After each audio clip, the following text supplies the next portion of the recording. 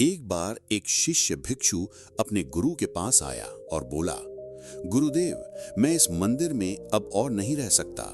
मैं इसे छोड़कर किसी शांत और सुखद मठ में जाना चाहता हूं। गुरु ने उससे पूछा, क्यों?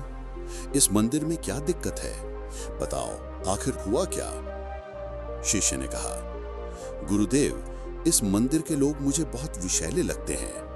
यहाँ कुछ भिक्षु हैं जो हमेशा राजनीति में उलझे रहते हैं। कुछ भिक्षु हमेशा मेरी और दूसरों की बुराई करते रहते हैं, और कुछ लोग तो पूरा दिन केवल गपशप और बेकार की बातें करने में निकाल देते हैं। ऐसे वातावरण में मैं अपने आध्यात्मिक जीवन का अभ्यास नहीं कर सकता। कृपया मुझे किसी शांत और सुकून भरे मठ में जाने दीजिए जहां कोई विषैला व्यक्ति न हो। गुरु ने कहा, ठीक है, मैं तुम्हें जाने दूंगा, लेकिन उससे पहले तुम्हें मेरे लिए एक काम करना होगा। शिष्य बोला, आज्ञा दीजिए गुरुदेव, मुझे क्या करना होगा? तब गुरु ने एक चम्मच में पानी भरा और उसे शिष्य को देते हुए कहा, तुम्हें इस चम्मच में भरे पानी को पूरे मंदिर में लेकर घूमना है और अंत में इसे मेरे पास वापस लाना है। पर ध्यान रहे, इसमें से एक भी बूंद गिरनी नहीं चाहिए। अगर तुम ऐसा कर पाओ तो मैं तुम्हें उस शांत मठ में जाने दूंगा। शिष्य ने सोचा कि ये काम करने के बाद उसे अनुमति मिल जाएगी। वो बहुत सावधानी से, पूरे ध्यान और एकाग्रता के साथ उस चम्मच को लेकर पूरे मंदिर में घूम आया।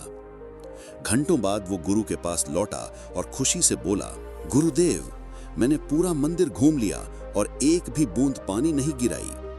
अब कृपया मुझे उस शांत मठ में जाने की अनुमति दीजिए। गुरु मुस्कुराए और बोले, बहुत अच्छा किया, लेकिन पहले मुझे एक बात बताओ। जब तुम इस चम्मच को लेकर मंदिर में घूम रहे थे तो क्या तुमने किसी को राजनीति की बातें करते सुना? क्या तुमने किसी को चुगली करते सुना? क्या तुमने किसी को तुम्हारे बारे में बुरी बातें सुनी?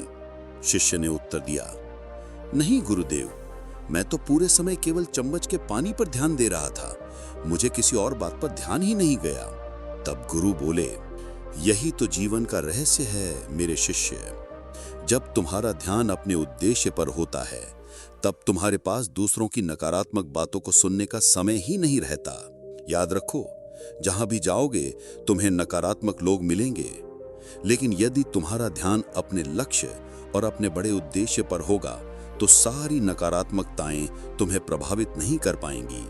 जीवन इसी पर निर्भर करता है कि हम किस पर ध्यान लगाते हैं। अगर हम दूसरों की बुराइयों और नकारात्मक बातों पर ध्यान देंगे तो हमें हर जगह विषैले लोग ही दिखाई देंगे, लेकिन यदि हम खुद पर, अपने लक्ष्यों और अपने उद्देश्य पर ध्यान देंगे तो सारी नकारात्मकताएं हमें प्रभावित नहीं कर पाएंगी।